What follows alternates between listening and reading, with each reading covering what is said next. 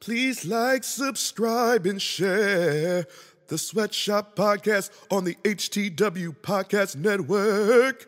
We are now on Anchor FM and on Spotify, Facebook, and back on YouTube. You can look us up. Our handle is at the Sweatshop Pod, or you can just type in the Sweatshop Podcast. We gon' be on there. And please enjoy the show. Thank you. Yeah. Bye.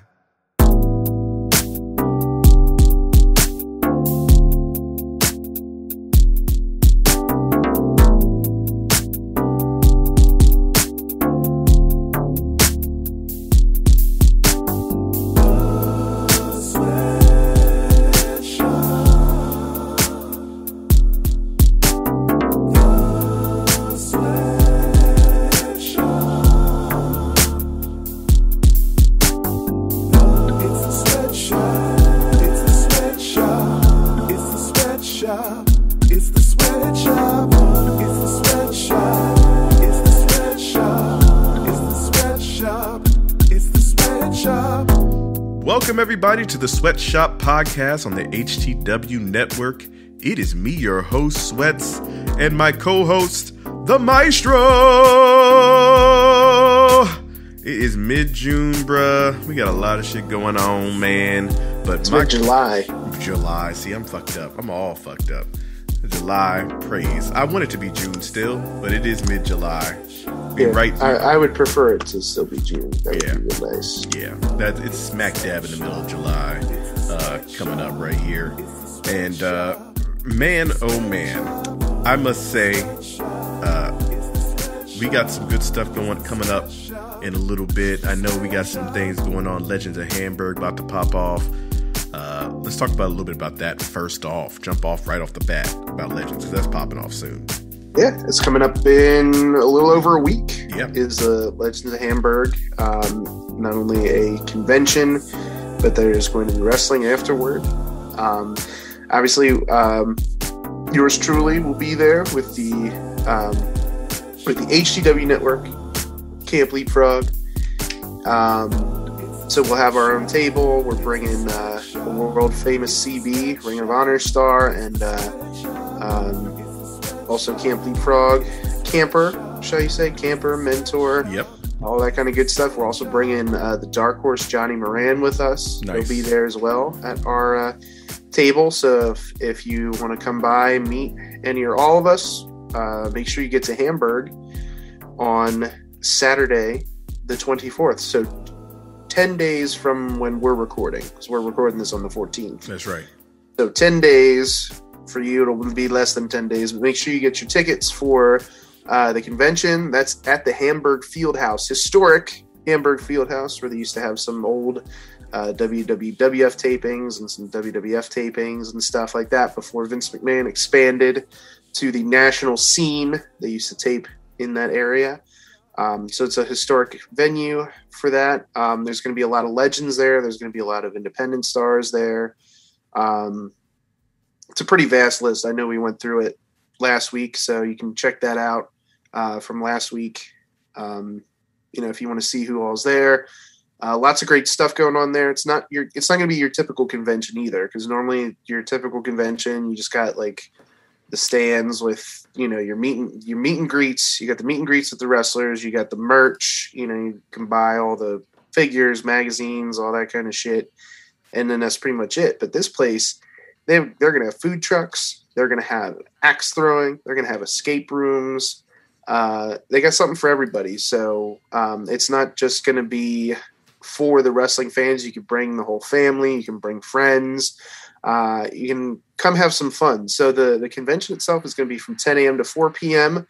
on Saturday, July the 24th. And then stick around for some wrestling action presented by Outbreak Wrestling at, I believe it's either 6 or 6:30 p.m. after the convention. So not long after. Gives you enough time to maybe hit up some of those food trucks before they put on out of there. Mm-hmm. And then just enjoy a really great day of wrestling fun there. So it's going to be a good time. Well, I got my ticket, damn it. I got my ticket. I'm ready to go. I'm charging your ass double for me. I'm just saying. Oh shit! Why ain't that a bitch? I'm just kidding. I don't charge. I got my tickets and I got my little. I got my whatchamacallit with it. I got my VIP seat. Get up Oh, yeah. You got a VIP seat. I did. I'm gonna sit up nice and close and cheer. That's right. Oh, geez. And you're gonna heckle the shit out of me. Yeah, I'm gonna heckle the fuck out of you. That's right. I'm a heckling bitch. Oh my. But yeah, no, I can't wait to go and see it all and see what's really good, and it's gonna be a lot of fun. It really is gonna be a lot of fun. Yeah, it's definitely gonna be, because as we've talked about before, I've been to quite a few conventions, and this is definitely one of, if not the most unique convention I've heard of or been a part of. And when I say that, that's a pretty big statement because I've been to some different, I've been to a lot of different conventions. Yeah, you've been to a lot of conventions the last and several years. I know quite a bit about that, a bit about the circuit. So, so make sure if there's a convention this summer that you hit up, make sure it's this one. The location is historic. The wrestlers, it's a great lineup of wrestlers. You can check out the lineup. In fact, you can check out all the information about it at legendsofhamburg.com, I believe is the website. So you can check that out, or just look up Legends of Hamburg on Facebook or just on the internet. You'll be able to find that. But yeah, all the information's there, including what guests are going to be there, all the other stuff. Maybe there's even things I didn't mention because they're doing they're getting a lot of stuff. You know what I mean? They are trying to make this a very unique experience, which I think is really awesome. And it is coming together to be something special. So, like I said, if there's one convention that you hit this summer, make it be this one. I promise it'll be worth it. Mm-hmm. Now, how was your guest host spot on last weekend? Hey, at the Sanctuary. Yeah, at the Sanctuary. I had a blast. I was honored. I was honored to be the guest host for the Frank Trosky Senior Memorial Tag Team Tournament that day. I had a ton of fun. I had a couple close calls. There's a couple things where I had to dip out real quick. As guest host, I'm not trying to get in the action and stuff like that. But just a lot of good things to say about the Sanctuary. Everybody was super nice, very welcoming atmosphere. Another place that's doing different stuff with wrestling. It's if you go to attend a show at the Sanctuary, which you are able to do, they've got the seats there and stuff like that, and they're always running there in Hazleton, Pennsylvania. It's going to be a different, unique experience, and I think it's cool that they kind of opened back the curtain a little bit for you to see some things, because as fans were coming in, you were able to see some of the quote unquote pre-tapes going on. Mm-hmm. And then it was almost like a backstage pass sort of thing that the fans in person got to see that. And then the show, and then they started the show. So sometimes they actually saw some of the pre-tapes in person, and then they show them up on the screen as they live stream it. Gotcha. So some of the fans actually got to see some of those promos taped and happen, and then they get to see them again on the screens, you know what I mean, and be like, oh my gosh, I saw that when that was filmed. I just think that's a really cool idea, a really cool experience. And if it's something that interests you as a fan to see some of the backstage stuff going on, this would be a really great place to go to get a little peek behind the curtain, so to speak. Because definitely not every promotion is like that, for sure. So yeah, if you are somebody who enjoys a little bit more behind the scenes stuff, I would recommend hitting up a show at Sanctuary. And I know their next show, I believe, is the day after Legends of Hamburg, July 25th, up there in Hazleton, Pennsylvania.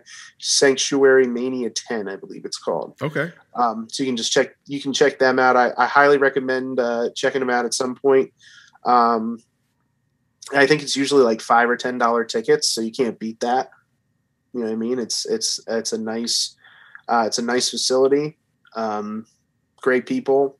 So, but yeah, no, it was a ton of fun. It was a ton of fun. I haven't really done a whole lot outside of Leapfrog and HTW, so it was nice to kind of get out there and do something different for a change. Spread those wings. You better peacock. Let's do it. Yeah. Oh, I'm all about peacocking. Yes, sir. So yeah, but no, it was it was a ton of fun. I really enjoyed it. I would, if they have me, I would totally go back again and do it. But I know they do want to cycle through like guest hosts and stuff like that. I can't be like the Steve Martin shit. You know what I mean? Steve Martin always coming back hosting SNL when they don't have anybody. But I mean, I wouldn't mind it. But anyway, yeah. So it was a good time, and you can actually catch the I think the feed's up on YouTube already, or at least the live. They streamed it live on YouTube and Facebook. So if you just look up the Sanctuary, I think it's the Sanctuary PA on Facebook. But if you just look up the Sanctuary Wrestling or Sanctuary Stunt Studio, if you look up Sanctuary Stunt Studio, you should be able to find it on there. The whole shebang is on there. That's pretty cool. Yeah. Yeah. So after we record last week, all this stuff, blah, blah, blah. On Friday, I get a call. I get a message like in the afternoon. Get a little text from the maestro saying like, remember when we bought those MLW tickets last year before the pandemic? And I was like, yeah. And he's like, which I did not remember. No. He's like, well, it's tomorrow.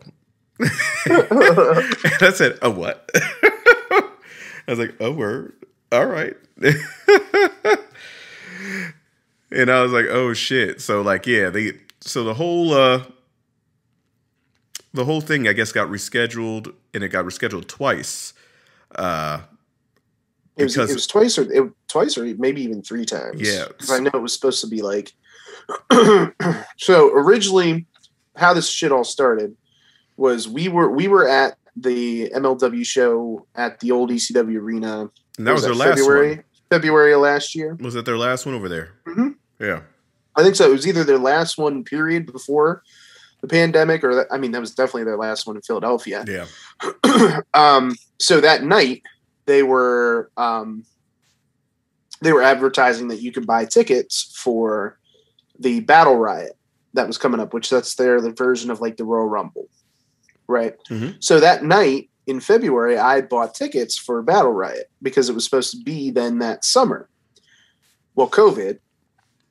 So then it all got rescheduled. So like it got rescheduled from, the summer of 2020 to I think like the fall some point. I think it got shifted to like October. Then it got moved again. And then I just forgot about it because it got moved so many times. And by this time I had received refunds from almost every other place that I had tickets for stuff. Mm-hmm. So I just thought I got a refund from that. So I get this message, saying like, don't forget about your tickets for Battle Riot 3. And I go, that's funny. I did forget about my tickets. Thank you for the reminder. And so I went back just to make sure I didn't get a refund for that, or like I didn't put in for a refund. Cause like, again, I had tickets to so many events and stuff, like different concerts, different events, whatever.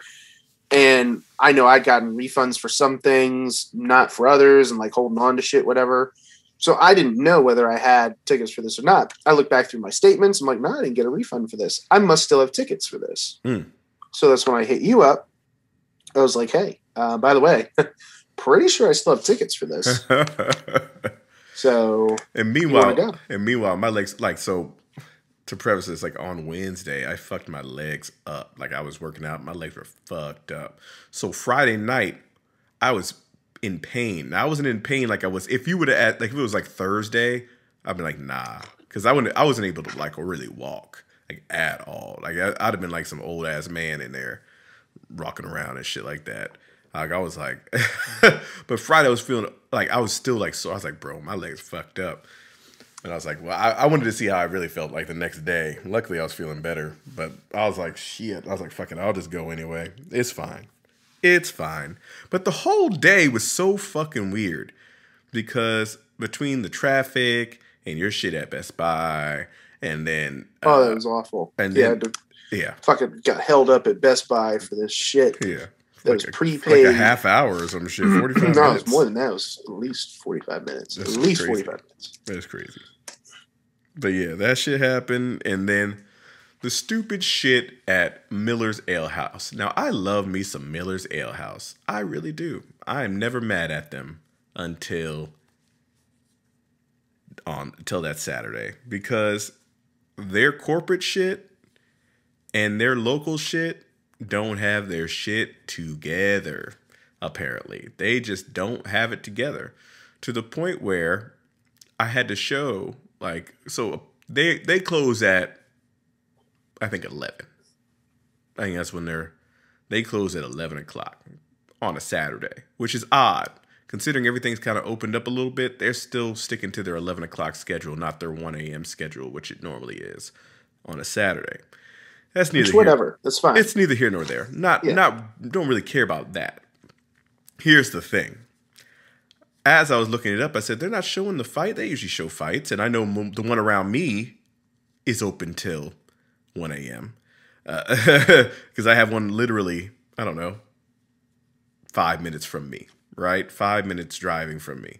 And theirs is open till 1. And I think they show the fight. Do these motherfuckers show the fight? So I look up on their website. Not on their I look on their website. They say they're showing the fight. And I said, well, that might just be the corporate whatever. And then I go on their Facebook, the local Facebook, the one that is their address. And it says that they're showing the fight. And I said, they are showing the fight. And then this dude makes a comment on that particular one saying like, well, that one, well, this closes. I'm not going to be able to see the fight, the main event, because it closed at 11. And then the dude actually responds from Miller Ale House. I don't know who the fuck did it, but somebody responded saying, yeah, we're staying open later for the fights so everybody can see it. And I was like, oh, well, damn, there we go. And then not only that, on UFC bars or whatever the fuck, where you can look up all the UFC bars that show the fights, that's on the list. And then the one and then also, on the website, they show all the bars that are showing that particular fight because they do that. And that's on the list. So I'm thinking, oh, okay, we can watch the shit here. All good. No problem. So I get in there and I'm saying like, oh yeah. And I said, oh yeah, it looks pretty busy in here because I was about to go and get a seat at the bar. There was no seat there. And I said, and he's like, oh yeah, we're understaffed. And I said, oh, that's going to be tough with the fight coming up tonight. And it's like, oh, we're not showing the fight. And I was like, what do you mean you're not showing the fight? He's like, yeah, we're not showing the fight. I said, yeah, but dude, it says you're showing the fight online. And he's like, oh yeah, that's just corporate. I was like, no, like it says it like here. It's on your Facebook. It's on your Facebook. So then I show him. So he takes a picture of what I had shown him, so he can send it to his boss whatever, so they can have a conversation. And yeah, he's like, yeah, we're not showing the fight. We're closing at 11. I said, that's so fucking weird and fucking stupid, but also really weird that they're not showing the fight. So it's just weird because it's Philly. I don't know why. Like, it's something about Philly, like fights and like any type of sports type of thing. I feel like they show shit, especially Miller. Like, I've never had an issue like in Miller's around me, let alone like any other place like showing a fight. Like, especially when you're advertising the fight. But the disconnect between the corporate and the local is astounding. Like the fact that they probably lost so much money that night, like it's probably dead as fuck. Like, just because I mean, why else would you? Yeah, go there. You know what I mean? Like, yeah, that's the only reason you would go on a Saturday night to watch a fight at Miller's. I mean, Miller's got some good shit, but it ain't that good. Not enough for me to like just go hang out there, like unless there's some sports or some shit on. But it was neither here nor there. Like, I mean, I was sitting there waiting for you because I was drinking a little bit, waiting for you to get there because you had like a fucking journey. And so that was interesting. Then we get to the spot, no Milfy. So sad. Ugh. So sad. Get 2,300 ring. No mill fee. It is what it is. I'm seeing some new faces and some old faces. Like there's some people I'd never Did see seen a couple before. old faces. Yeah, I saw some old faces, some new faces. It was cool, whatever. I didn't see Steven Seagal. We only saw one. We didn't see the other. You know, we got to get the whole crew together. We saw Jet Li. We didn't see Steven Seagal. We got to get it together. Right. So, yeah, the whole like some of the crew was there. He had his daughter with him, which was interesting. But Hey, train him young. yeah, guess fucking so. So we got some beers. We sat down in our huge spots. It's like the usual spot right there on by the guardrail. And so that was cool. That was all good. First of all, the wrestling was phenomenal. Like it was so good. Especially the luchas. Jesus Christ. Oh yeah. Like those luchas, bro. Oh gosh, yeah. No, that was fucking incredible. No, that was a killer match. Yeah. And I ain't gonna lie. That shit was fucking incredible. Shit was so damn good. Really, really was. And and that battle royal, the battle riot was they at one point, I don't know how many we counted in the ring at the same time, but there was over 20 motherfuckers in that ring at the same time. There was 20 motherfuckers in that ring at the same time. And I was like, holy shit. That shit was crazy, clustery, and hilarious. I was entertained like a motherfucker. But I was like, holy shit, when is everybody gonna get thrown out? Like, when is that gonna happen? They had some real tall, big motherfuckers. Like, you usually don't see anybody like super tall, but some of these motherfuckers are like 6'7" in this bitch. 6'7", they have 6'8". They have several big people. Yeah, there's some legit motherfuckers in there, like real big motherfuckers. Like every now and then you see a 6'2", 6'3" guy, but some of these guys were extraordinarily tall. They would be labeled 7 foot in WWE for sure. Like some tall motherfuckers in there. Yeah, that was cool. What else was cool? Oh yeah, your boy Chris was there. Oh yeah, doing his. He's working all the time. Doing his Chris thing. That's what he does. Doing his kid ref thing. Hardest working ref in the biz, man. Yeah, man. There's no lie. There's no lie about that shit. The way I was saying, like the way he works matches, man, it's fucking phenomenal. Oh yeah, I mean, and I've thought this before I really, got to know him and stuff. It's like, the way he referees, like, it's not so much that it takes away from a match, but it's just enough that it adds that extra element to a match and to what the performers are doing in the ring, which I think is I think that's important. It is important. You know what I mean? Because they are like in my mind, WWE does not treat their referees in the same way as like the referees should be treated. Right. You know what I mean? Like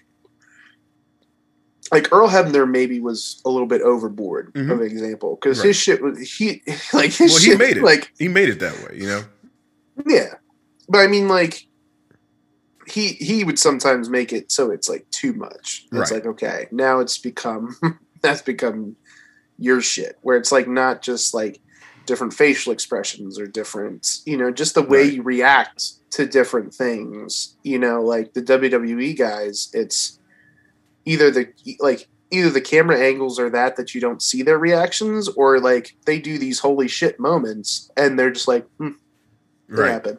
Right. They're like, it doesn't faze me. I'm like, I mean, I get you're like that close to the action, 24/7, but like for an audience member to see that, like, right, you should also be stunned and shocked. And like, that's something you always see. Like the reactions, even if they're not totally genuine, they look genuine from him. And I believe like some of them actually are genuine, because sometimes he's even like, holy shit, like that wasn't supposed to happen. Or like, you know what I mean? So, that's, that's why he's like just a valuable referee in general. And then like, everything else he does on top of that. You know what I mean? He does like fucking everything. Right. Like he's just No, he does. Ugh, man. Like he just incredible dude. Yeah, but I mean, Fucking Superman. I mean, if you think about it, like that, like how crazy the night was, and then it just caps it all off.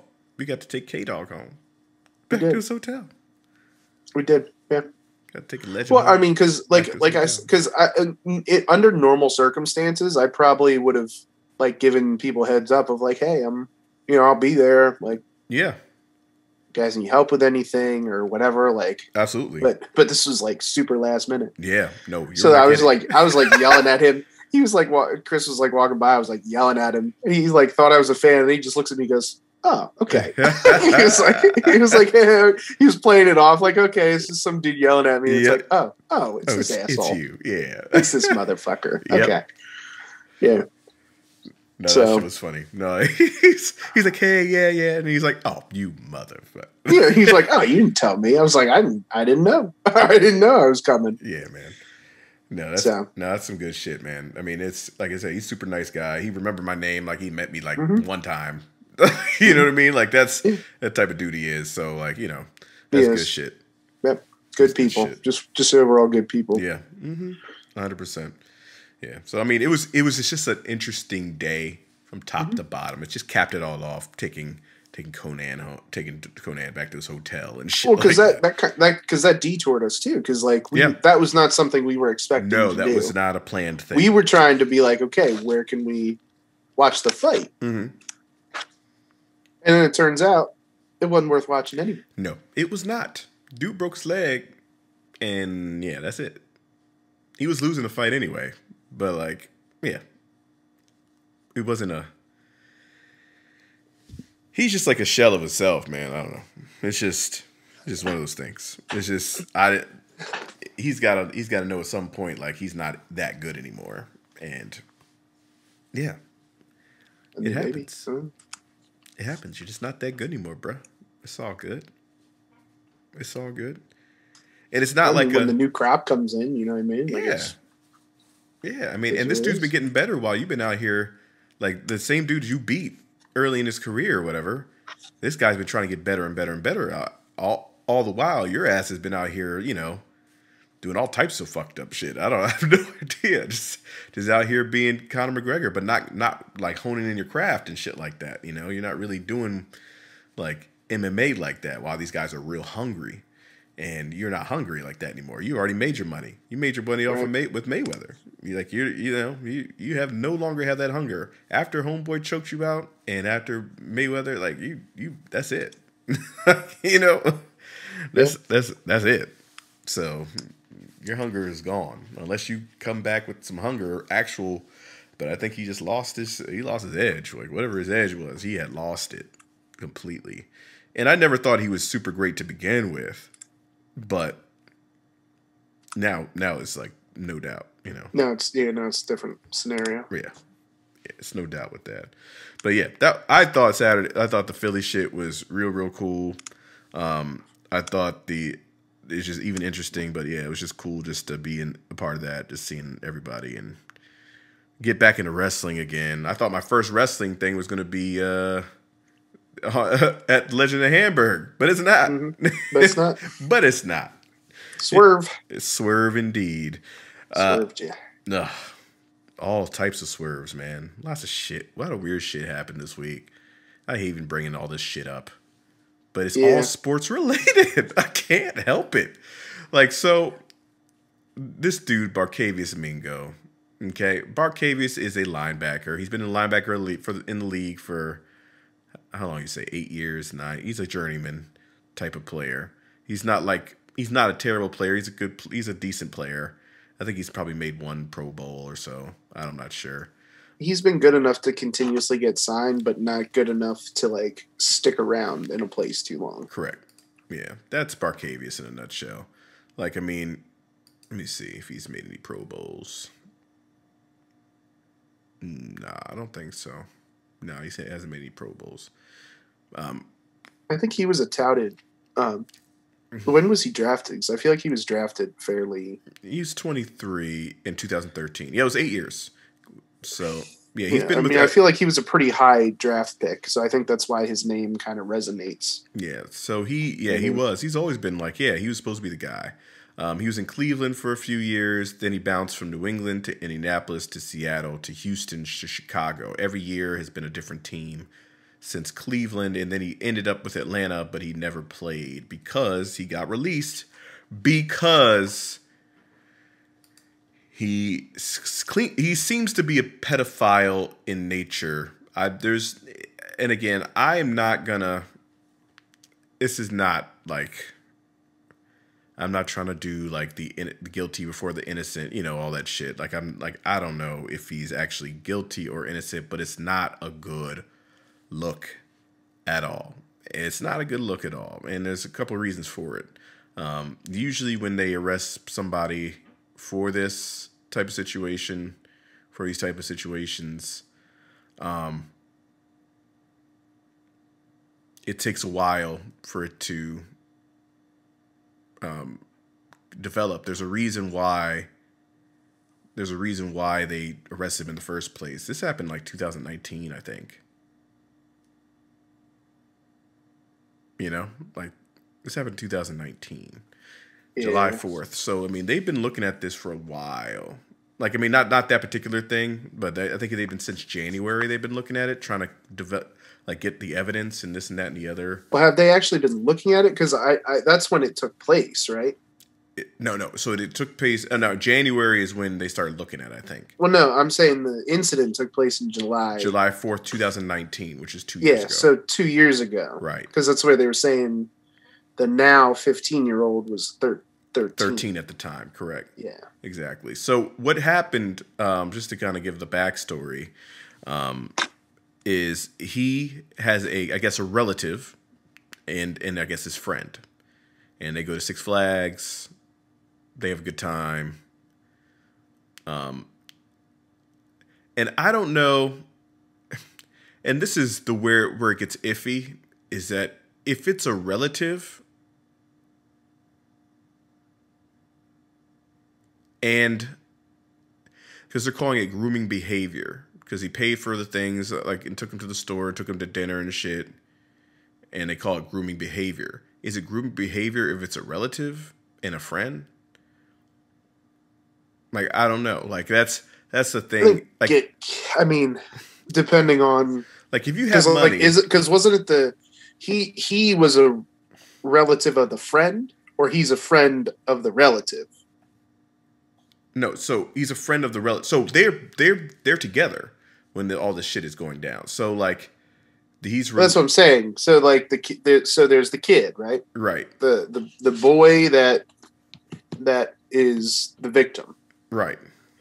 And he's related to the best friend of the victim.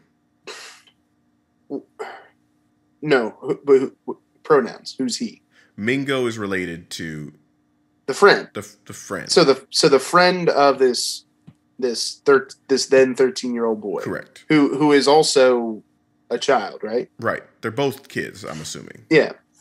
Right. So it's essentially Mingo if I taking these two kids. Right, but if I'm taking my cousin, like let's say I take my cousin and his friend go out, and I'm rich, and we go all hang out, and we go shopping, and I take him to dinner. That's not. Yeah, but I don't think you're letting them, like, because I mean there was shit where they were saying like he was letting them buy whatever they want, like from Nike and all that. I mean, shit. if you're, I don't know, like I don't have that type of money, so I'm not going to do that. But like, you're a millionaire. Like you could be like, hey man, yeah, just fucking, get what you want, and but then what would the parents say? I mean, the parents let him go with the cousin. Listen, because you're not thinking anything. I'm talking about the grooming behavior. Like, when you're talking about grooming behavior is something where you're. I mean, it's kind of what it is. Like you're bringing it out. But if it's, I guess saying you're related to somebody, like if you're looking at it forget Mingo for a second. Like obviously his was grooming behavior in a sense, but if you're just looking at like, hey, I'm taking my cousin If out. if nothing happened after this, is what you're saying. That's what I'm saying. Is that that's not like groom behavior, is it? If you're a famous person and you're a rich person and you're taking your cousin out and his friend, like I would say, well, again, like a chaperone type of situation. But I think that's the problem. Is like it becomes grooming behavior when Right. That's what I'm said thing happens afterwards. I You know what I mean? I don't think weird, you can. Yeah. I don't know if I like the word based off of, because this is how they kind of word it. And I don't like it because if you just took Mingo's name out and put somebody else's name in and just took that sentence, that's not grooming behavior, because this that's your cousin. And then you just took your friend along. Now, if the victim and him were having conversations outside of the cousin situation, I could consider that grooming behavior. Which I would imagine that. I don't think they did. I think the cousin, like, hey, I have my friend. Oh yeah, let's all go out. Because there's another story behind this, by the way. Apparently, that's a whole different thing. But I just, the wording is weird to me, just because like those particular things aren't groom behavior if you're related to somebody. Like, that's your cousin. If you and your cousin are cool and you take your friend along, hey, hey, you want to go Six Flags? Hey, yeah, man, we'll go to Six Flags. Hey, yeah, go ahead, bring your friend or whatever, boom, boom, we'll go hang. That type of shit. Like, that's, to me, is not necessarily groom behavior. Everything that comes after it makes everything come to light in a different way that makes you think it is. But well, that's where it becomes right. The grooming behavior. Right. I don't think doing something nice for somebody is not right grooming behavior. But if you're doing something nice for somebody with an end intentions, right, some intentions, right, with the intentions. So here's that's where it becomes grooming behavior. So after their long day of having a good time or whatever, dinner, blah, blah, blah, they go to the hotel. All right? They're supposed to have separate rooms at this hotel. And this is where shit gets fucked up. Apparently, according to the victim, they do have separate rooms. Yeah, they have separate rooms. Yeah. He booked separate rooms. According to the victim, okay? And this is all alleged because, again, I don't want to put like he's guilty. Doesn't look good, but he's guilty. And it doesn't look good, but we don't know if he's guilty or not for real. Like, the kid could be lying. You have no idea. But I'm going to say alleged because the victim said that Mingo came into the room with him and while he was asleep. So I don't know what I don't know what the other child was doing. Was he still asleep? I don't know. I mean, I would imagine. I'm assuming he had a key to the room, so he just popped up in the room, snuck into bed with the kid, and then some disturbing shit happened where he pulled down his pants and touched him, and then put his penis on his backside, and he's just sitting there frozen and shit like that. And I guess it didn't go any farther than that. But that's something. I mean, you shouldn't. No, but I mean, I don't know if it. I'm just saying, like, this is what gets me about the situation is like, why lie about that particular situation from the kid's perspective? You know what I mean? He didn't say he got like anally raped or anything like that. He got to the point where he got to this situation where he's putting his penis on the situation. It's just like, if you're lying about it, right? Why not go all the way with it? Like, that's the thing. Yeah, I mean, unless he was instructed not to. Correct. Which, I mean, again, I'm not saying that's the case at all. Right. 100%. Like, that's if this were to be some sort of fix to get money or whatever, then I'm sure he was coached. Right. But it also sounds something that's like, okay, you know what I mean? It doesn't sound like way off the rails and shit. Right. So here's the deal. Mingo denied sexually, and June 17th, I guess, and he did not. The victim's friend told police that he did not sleep in the same room with the victim that night. So they had separate rooms. They all had separate rooms. Mm-hmm. So Mingo says he didn't do it, of course. The allegations aren't true. Now, here's the thing with Mingo. All right? So Mingo got cut from the Falcons next day. Got cut. And then the attorney was mad that he got cut so fast. Or his agent or somebody. And no, dude. You cut somebody if you don't tell somebody that you have these charges against you. This is June 17th. He's getting interviewed. This is, what is it, July? July. At some point, you got to tell the Falcons, yeah, bruh, I got called in for this shit. I didn't do it. Like, I'm just letting you know up front. But instead, he got all the way to the point where he's arrested for this shit. And then the Falcons are like, what the fuck, bro? Why didn't you tell us? And then he's cut. So if you're truly, and this is how I feel about it, if you're truly innocent,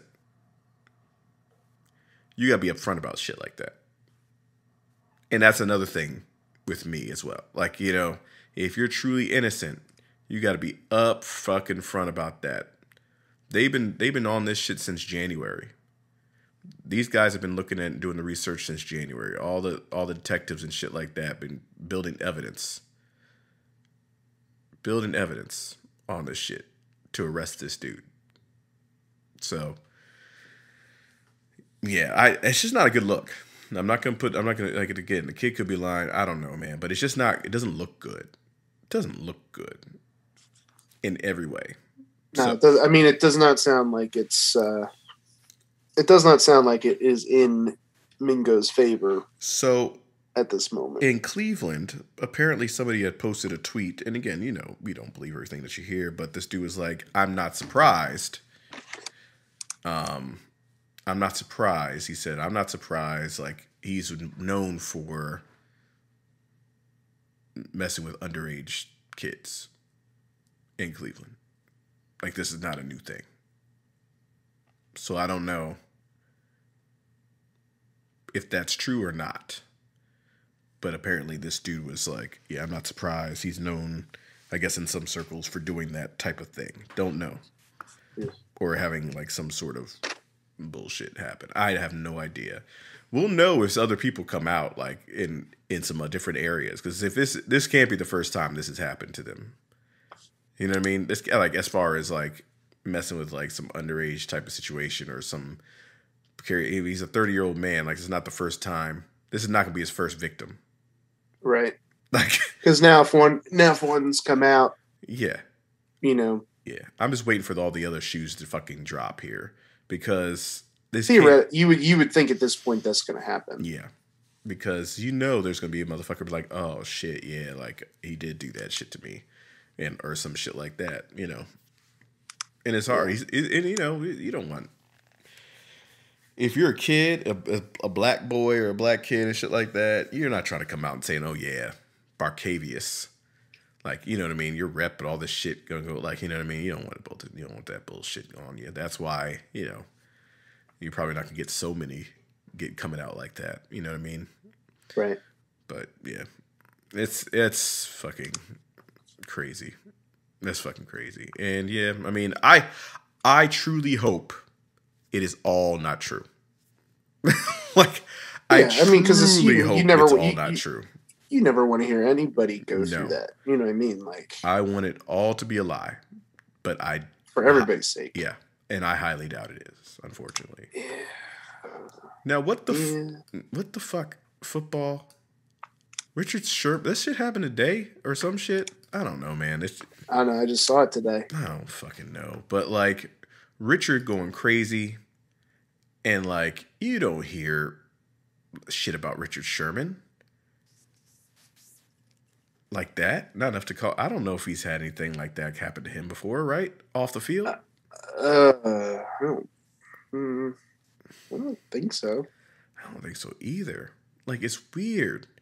Like, I just don't remember. Like, usually, there's a thing. Like, when these sort of things happen like this, like, usually this is like a thing that builds or like things that happen over time. This dude was threatening to commit suicide while he was drunk. He's threatened to commit suicide. And then I guess they had to sick dogs on the motherfucker. Like, I don't know, man. Like, he was at his in-laws' house. Like, there's not like a ton of information yet, but like, they need to fucking sick a canine on this motherfucker to take him down. Like, they had to take his ass down. Resisting arrest. And he was I guess he was aggressive, and he was threatening to commit suicide. Like, I don't know. And Well, he also the car shit too. Oh yeah, he had some car shit too. What happened with that now? I'm not seeing that same. Yes, like, I don't know. I'm just reading it off the. This is earlier in the day, right? Yeah. Well, yeah. This is like at 1 a.m. or some shit. Right. But I guess that's what happened before he got to the in-laws' house or whatever. Is he drove his SUV into a closed construction zone. Jesus. And like did a fucking number on his car.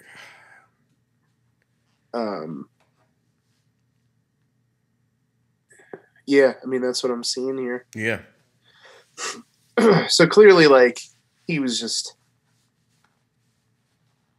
unbelievably shit-faced, wasted. Yeah, just out of his mind, shit-faced and doing stupid shit. Yeah. Clearly. Yeah, he is wasted that night, and probably more than that. Like, it's very possible. Like, coming in here. I mean, it says he would smelled of alcohol, I guess. That was the main thing, but like, oh yeah, for sure. I mean, it's definitely alcohol involved. I mean, not to be that fucked up and talking all types of crazy shit. Like, I don't know what he was thinking. I don't know where he was before. I don't know when he got home. He's acting crazy, and he got his wife calling the cops on you, man. That's especially if there hasn't been any issues like that before, domestic type issues. Like, we would have probably heard about some shit like that. Or like what exactly set him off, you know what I mean? Right. Because like if he's threatening to kill himself, clearly something happened. Yeah, and that's just whether it whether it actually happened or not, or if it just happened in his head too. Because if this is the start of like some CTE shit too, where dudes just fucking go crazy. Yeah. Yeah, I agree. Like, I mean, it's unfortunate. I hope it's not like a CTE situation. I hope it's just like him being fucked up and like completely drunk, and maybe something happened with him and his wife where she was like, "I'm leaving you," and he got drunk, wasted, came back and said, "I'm killing myself." Like, you know what I mean? It could be some shit like that. It did not work for Vincent Jackson. No, it did not. This shit, yeah. This can't happen. So I hope Sherman, get your shit together, bro. Like, that's all there is to it. Get your shit together, get your head right. Like, you're 33, or how old he is. 33, 34 years old. Like, you're grown as shit. You can't be doing shit like that. It's like, I know you probably need help, but you gotta get the help. Like, that's a whole different vibe. She talking about he's threatening to kill himself. She probably freaked the fuck out. He probably never did that shit before. like he probably never did. It's fucking insane. But yeah, that happened also. That literally today. That's literally hit today. So that was pretty fucking nuts. So I'm just gonna rattle off some shit that happened really quick. So couple things. Novak Djokovic, that dude is like he's the tennis player. You know who he is, right? Novak Djokovic. Yes, yeah. I do. Yeah, so the jokester is like, he's like tied everybody now for like the most Grand Slams all time. So is he the GOAT yet? I mean, he's on his way to being the GOAT because he's better than Federer. I mean, and Federer's supposed to be the GOAT. Like, I like Djokovic from the beginning. I thought he was better. I thought he's always been better. And he's just been killing motherfuckers lately. Like, he's been killing motherfuckers.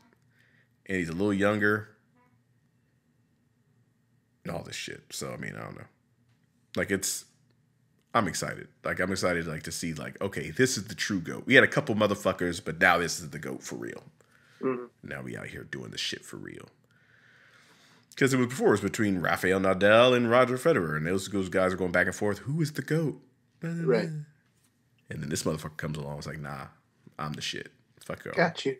Yeah. So props to that dude for real. We had the home run derby shit happen. All-Star game happened this week. What did you think? What did you think? I'm still not a fan of I don't know. Baseball in general, to me, I'm still not happy with some of these changes they made. Well, they're about to change them back, so you heard that? No, what are they changing? What are they changing? They're putting other than the doubleheader thing. The doubleheader, they're gonna change the man on second. They're talking about changing back the man on second. You mean taking it away? Yeah. It's about goddamn time. It makes no sense. I'm not fucking playing backyard wiffle ball. So yeah, bitches. I agree. It's a stupid fucking rule. It's a stupid rule. The thing is, it sways so many games. It does. Where like you should have to. We've already fucking discussed this. Don't get me heated again. No, I'm sorry. Don't get me heated again. Apparently they're trying to put that back on the table to go away. So it might go away. Good. So there you go. There you go.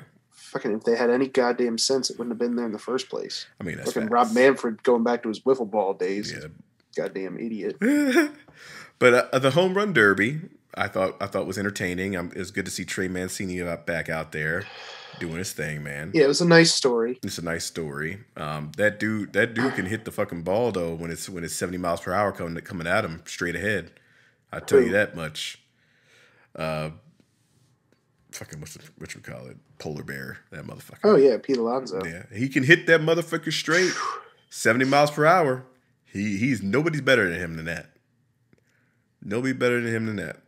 Nah, guaranteed. I mean he did that with ease. Like ease. It wasn't even a close contest. No, like he did that with ease. He just demolished. Yeah. My problem with how the home run derby.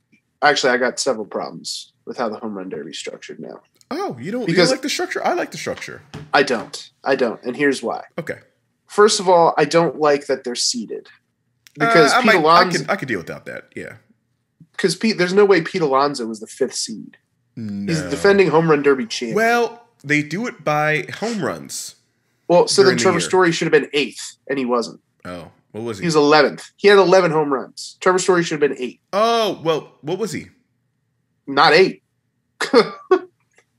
He was not 8 because he didn't go against Shohei. Shohei would have been number 1. Oh, right. And Trevor Story should have been number 8. That's not what happened. Oh, homeboy was 8. What you call it?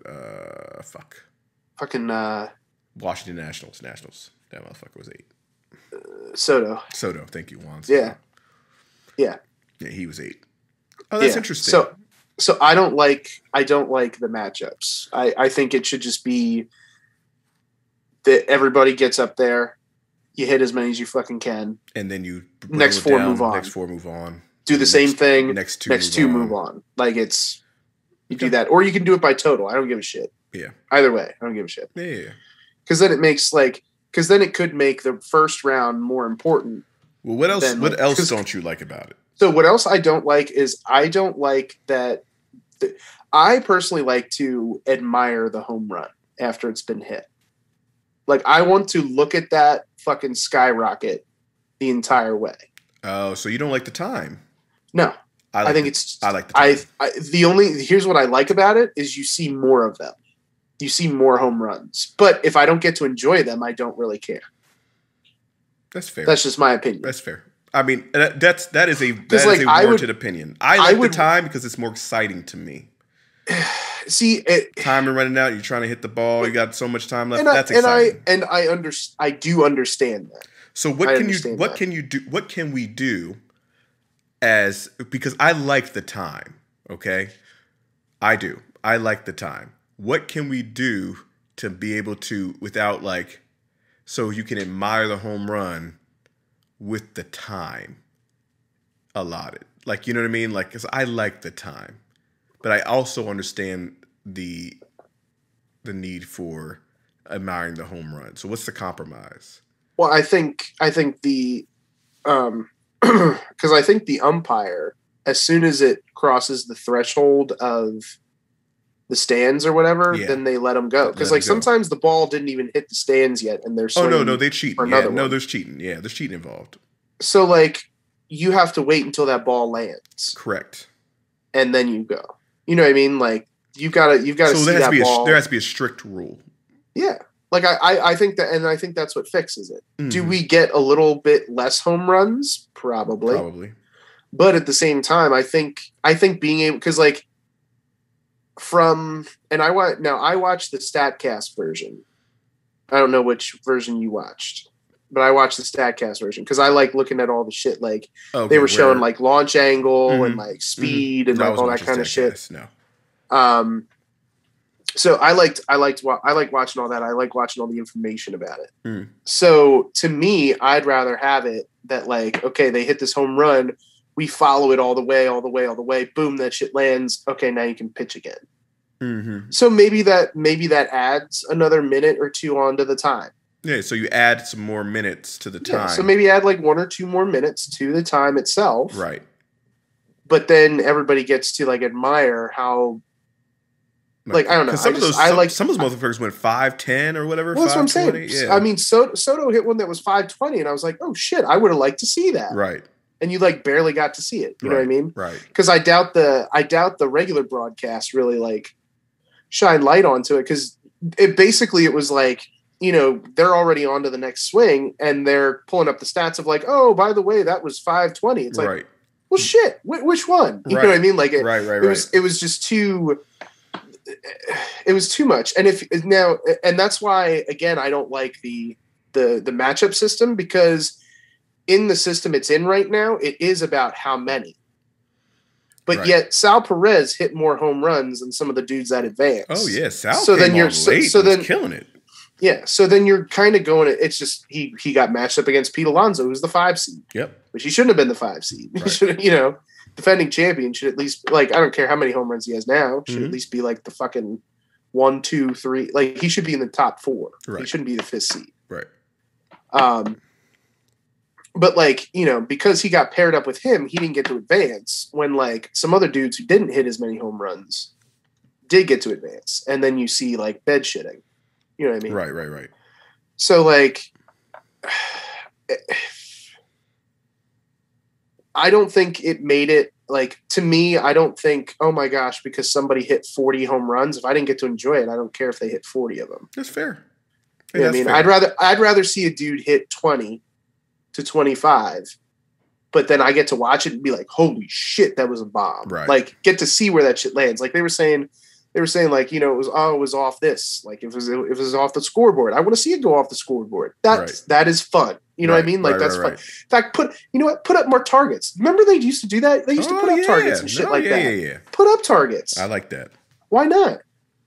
It's all a fun ass game anyway. Right. Just put up fucking targets and have these dudes fucking shoot for these targets. I mean, hell, if they even hit a target, maybe they get bonus time. I don't know, or like a bonus. I'm all about it. I'm all about it. No, I said I like the time. I just think, you know, the compromise. I think the time for pace of it, I understand. Mm-hmm. You know, I do understand it. It's not that I like completely hate it. Right. I just prefer watching the home runs go, because I like to marvel in the spectacle that is a home run. Like I would have loved to watch Pete Alonso just fucking, like, those were just bombs. Yeah, like they were just bombs left and right. But it just happened so fast, and like literally. All you see is his same swing. I'm like, oh, that's gone. Yep. Oh, that's gone. Yeah, that's all you see. But you don't know where it. But you don't know where it is. Right. You don't know how far it is. Right. You're just seeing. Okay, shit, that's the same swing. Okay, that's the same swing. You know, where like I would have liked to admire the ones that went correct 500 feet plus. Maybe they can. You know what I mean, especially at Coors Field. Maybe they can have like a double cam or some shit, like where they can have. Well, they tried, but it still didn't work. Because then you're like, one home run didn't even land yet, and the other one's going out. Yeah, see, that can't happen. It has to land. That's the thing. I think if you just allow more time, or even like stop the clock, right? When the dude that's swings, what I was thinking. Maybe you know stop what I mean? the clock. Like don't add more time, but as soon as the guy swings the bat, stop the clock until the ball lands, or until we know that it's not a home run. You know what I mean? Like if it's just a shitty pop fly, then that should be a penalty. So the clock keeps running. Correct. Whereas like if this shit's a home run, then, clock stops. As soon as the ball lands as a home run, you get to go. Right. I could see it could interrupt the timing because I know some of those guys like to get into a groove. Mm-hmm. But at the same time, they're not hitting 90-mile-an-hour fastballs. They're hitting fucking batting practice. Yeah, it's batting practice, 70, 75 mile per hour. Yeah. Yeah. So it's like the conditions are good either way, regardless of if you're getting in a rhythm or whatever the hell. You know what I mean? Yeah. Agreed. Yeah, I think it'd be a good compromise. I'm sure they'll tweak it a little bit. I did like when they changed it, though, because of the time. I didn't like the 10-out shit. I was not a fan. I didn't like the 10 outs, personally. That shit took forever. Or it's too quick, either way. It was either it took forever or it was too quick. The motherfucker's out and bite. I didn't like that either. So let's talk about this. So Shohei was the star, of course, in the whole thing. And we've had our conversations about Shohei and shit like that. But Stephen A. Smith, he's fucking around too much, man. He's getting too big for his britches. He's going to fuck around and get fired one of these days saying some stupid shit. And this is just one of those things that you can't say in today's America because, like, it's just, you can't be the face of something because you have an interpreter in baseball. Like, I don't know. Like, you can't be the face of baseball because you have an interpreter. What? Like, I don't understand that. Like, I don't understand it because, like, right now he is the fucking face of baseball.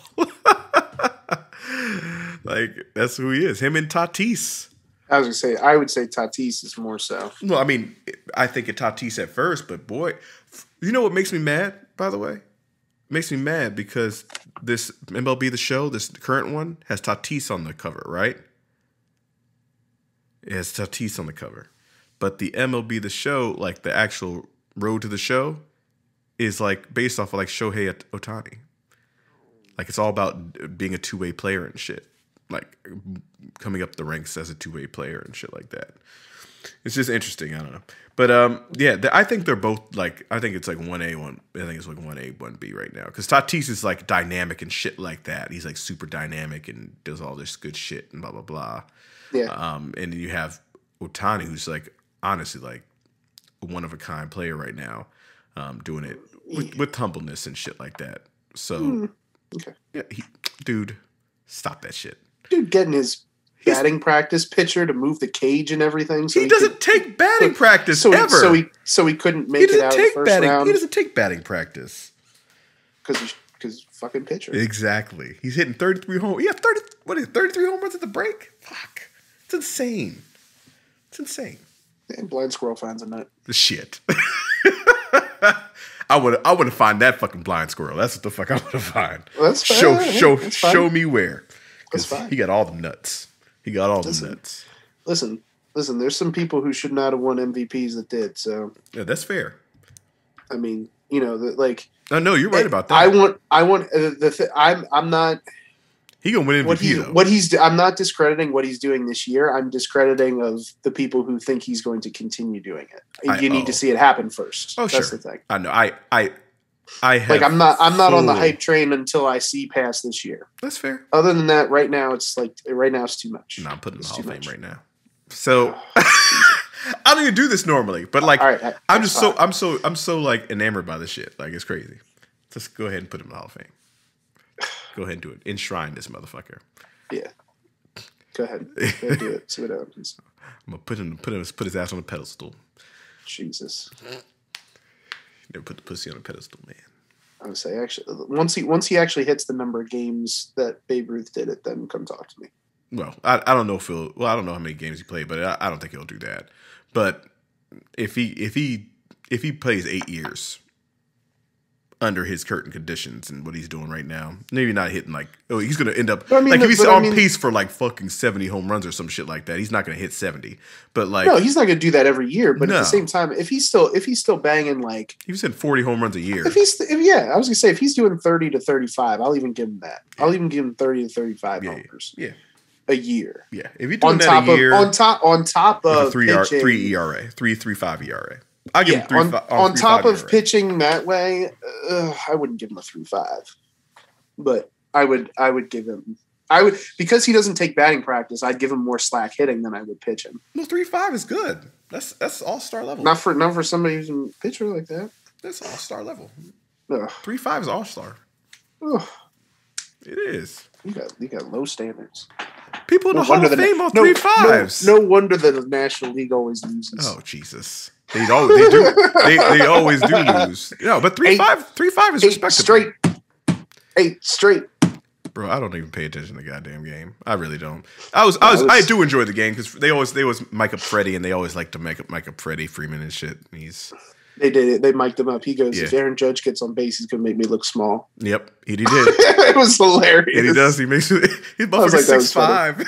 Yeah. Probably like 220, 6'5", and this motherfucker 6'7", what is he, 275? Yeah. Some shit like that. Yeah. 6'7", fuck me. Yeah. I only know Freddie's 6'5". He might be like 6'4" and a half. 6'4" and a half, 6'4" and a half, some shit like that. I don't think he's that tall. But yeah, no, Jake Judge is 6'7" legit. Because he make everybody look small. He a big motherfucker. Yeah. That's it. Yeah. I enjoy the mic'd up shit, and I'd like to see different angles and shit too. They used to do they weren't doing the cam like they used to, right? On the catcher. I like shit like that. I like the cams. I like cams and shit like that where you have them in different weird ass angles because this is the time to experiment with it anyway. Yeah, because nobody cares. Yeah, I would have done. Fuck it, I would have done. The pitcher. The ump. The robo ump. I want to do some robo ump action. You might as well do that shit at the All-Star game. I'd love to see that. I'd love to see it. Just see what happens. My favorite part of All-Star Weekend is still the softball game. Dude, I love the softball game. I didn't get to watch it though this time.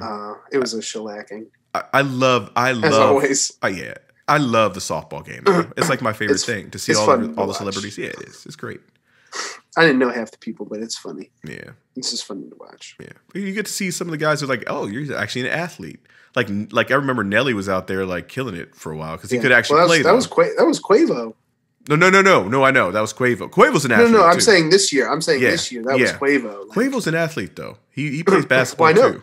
Well, I didn't realize that until they fucking showed video of him doing the All-Star like basketball celebrity basketball, and he was like killing it. And then all of a sudden he's like ripping the ball and he's like doing shit. I was like, damn, Quavo. Yeah. Okay. Yeah, Quavo is an athlete. He plays all three sports pretty well. But yeah, Nelly, I think he was in the minor leagues or was going to be in the minor leagues. Like back in the day. Maybe. Yeah, like I think Nelly was like legit like for a while. So with him out there, it was like he's already really good at shit. So like he can actually play. But yeah. So I always love seeing Jenny Finch too. Oh yeah, Jenny Finch doesn't get old.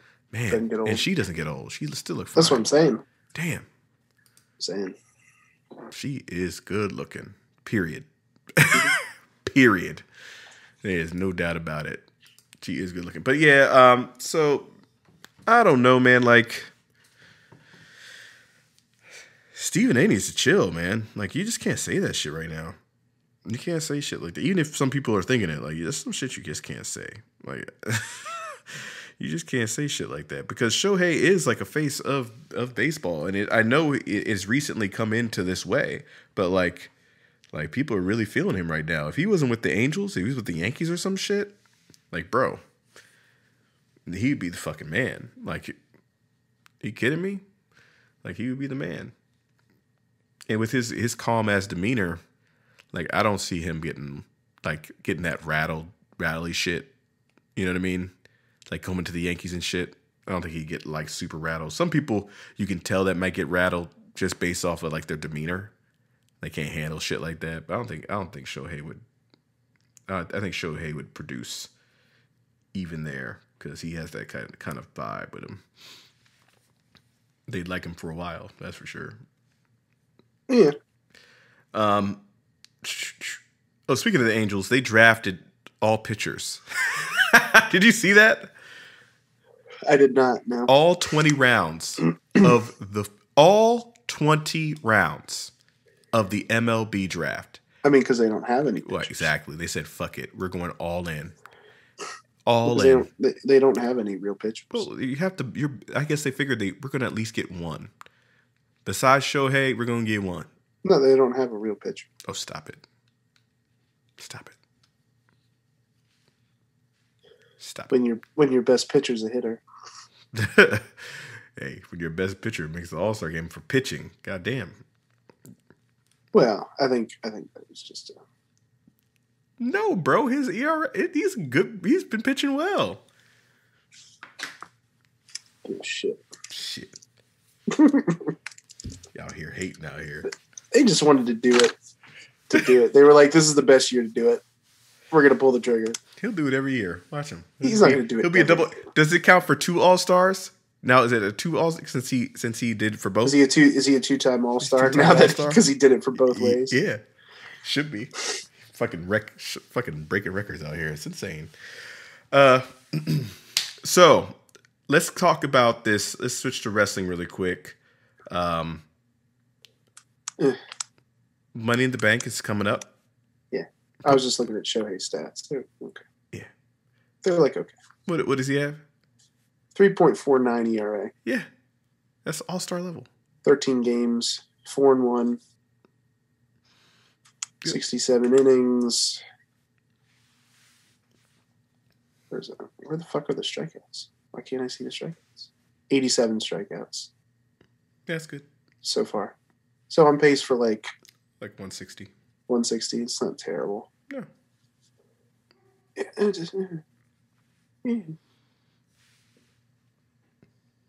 He's still a baby too. My goodness. So much room to grow. Or flop. He's 27. Is he 27? Yeah, he's 27. I thought he was like 24. Oh no, that's right, because he was in Japan for a while doing his thing. Yeah. That's right. They always come late. Like Matsui came late. Mm-hmm. I think he was about 27. Who, Matsui? Yeah, when he came through. I think he was older than that. Was he? I think so. Oh, that motherfucker was like 30? Yeah, I think he was. They always come late. Pretty sure he was. Oh, God. Well, now I'd have to do math. No, I got it. No, he's 29. He was 28. He was 28 when he debuted. Okay, there you go. So. Yeah, close. Older than Ohtani. Yeah, by like when he debuted. Oh, yeah, it's true. No, because he debuted 3 years ago. Yeah. Yeah. Yeah. Yeah, Ohtani been here a minute. Yeah, he been in 2-3 years. Oh, yeah, he was 24 when he started. Matsui. I always did like Matsui.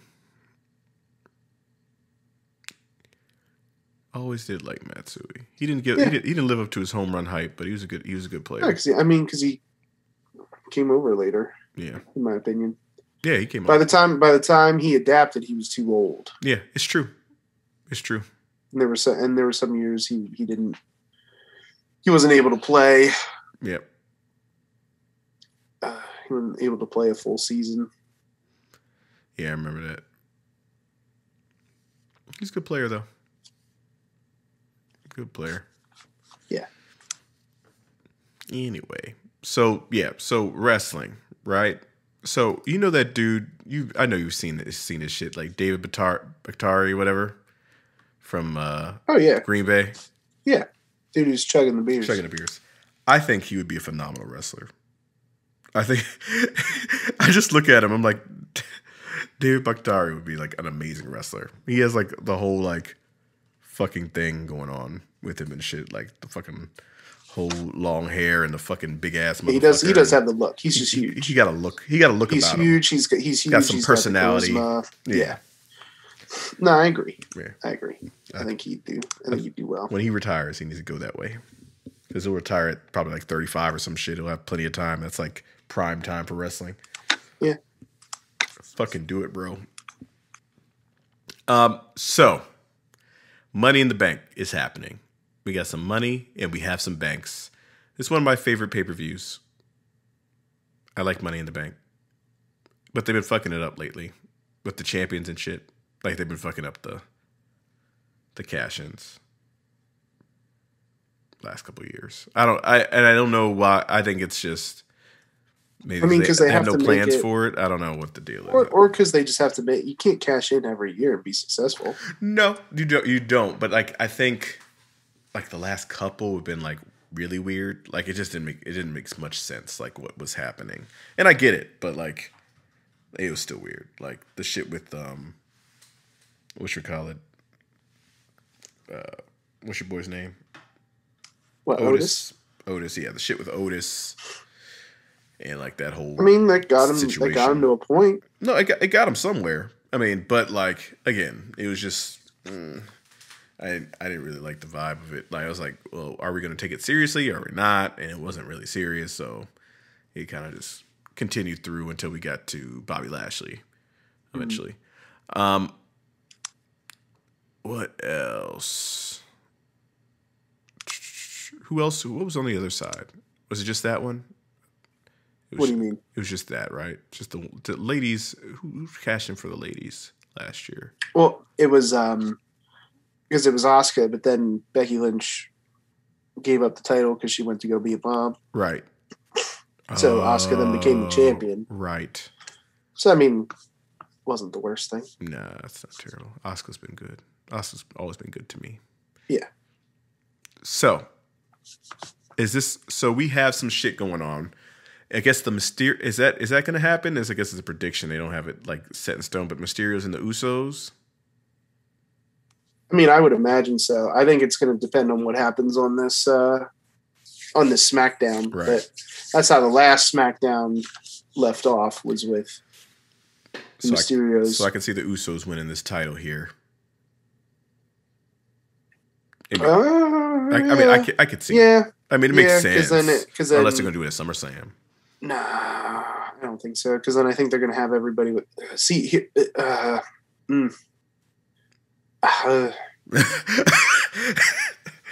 well, I think it's going to be dependent on what happens with the Roman Reigns Edge match. You think he's losing the title at Money in the Bank? I don't. I don't know. The only thing I know is that for SummerSlam, it's going to be Seth Rollins and Edge. Yes. That's the only way Seth would be in the title picture, if that's where he's going next. True. So it's either going to be one of two ways. It's either going to be Edge is going to have it, and then Seth Rollins is going to cost him, setting up the match. Or there's going to be some shit that happens, Edge wins, and then that match is going to be for the title. Mm-hmm. Seth Rollins Edge. I can see that. The only thing is let's say Roman Reigns beats Edge here. Yeah. Just straight up beats him. Beats him. Yeah. Like legitimately what happens now? That's the question. Legitimately what happens now? Because now he's beaten pretty much he has beaten everybody. And I don't. Well, I mean, it's SummerSlam, so you got to have the big match. Roman Reigns probably going to be somewhere in the title picture. The only thing. Well, if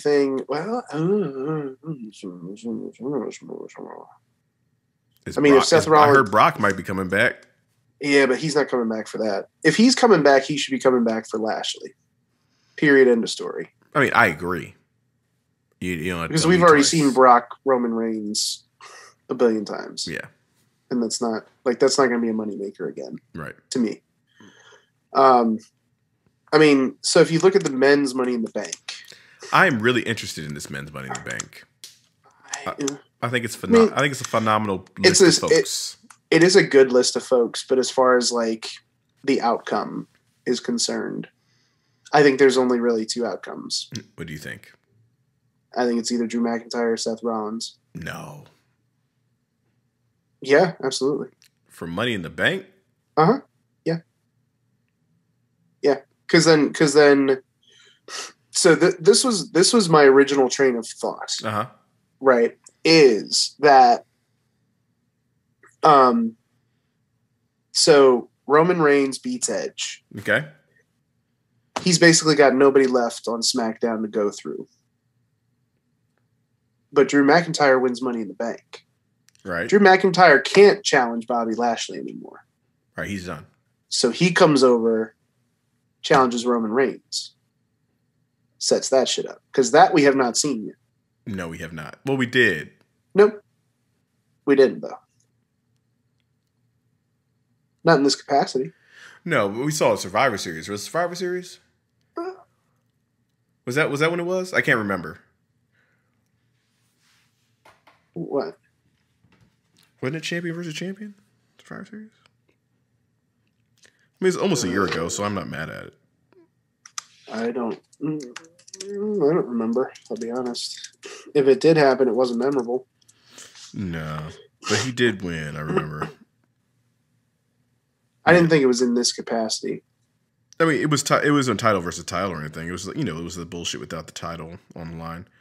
But it was Roman and they did wrestle each other when they were both champion versus champion. Oh, that's right, because they did that whole bragging rights thing. Damn, how long has Roman been champion? Go ahead, bro. I mean, almost 7 months, 8 months, 9 months. Yeah, it's been a while. I mean, that's what he needed, though. He needed this. Oh, dude, he's been wonderful. He really has been wonderful. There's no doubt about it. That's why I'm like, I mean, I guess it doesn't matter if he has it. I guess it would make him even more of a dick if you take the title off of him. Fucking lose his mind. Yeah, but I think they also want, the image of him and the Usos with the championships like that. I know that's what they want. That's probably what they're going for. I mean, it makes sense. So that's why I think so now, scenario 2, Seth Rollins wins Money in the Bank. Edge wins. Seth immediately cashes in on Edge. Do another situation. Mm-hmm. That would be a good cash in my opinion. That would be.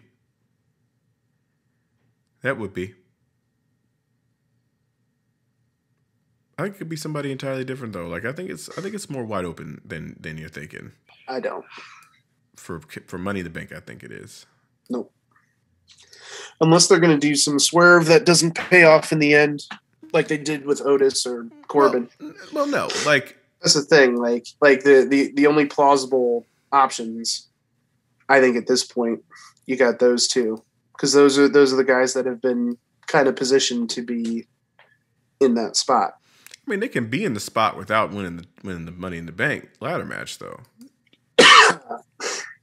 They could, but it makes it a lot more justifiable. I guess. But what about this women's ladder match? They got 2 more to be determined. I don't know who else is going to be there. I think they're going to insert. I heard rumors that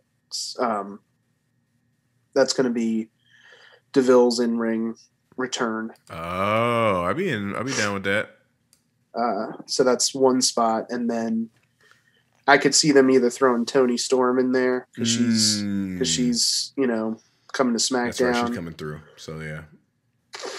Or I could see them. I mean, I know Sasha hasn't been there in a minute, but I could see them throwing her in there as a surprise. Okay. Because we got no Bayley. Charlotte's in a match already. Yeah. Because when I look at these, besides Asuka, but I mean, we've seen that already. I'm scratching my head, maybe Alexa Bliss. I think that's where it's going to go. Yeah. Alexa Bliss would be the winner for me. She's going to do some weird shit. Yeah. Yeah, I can see that happening. You got Rhea Ripley, Charlotte,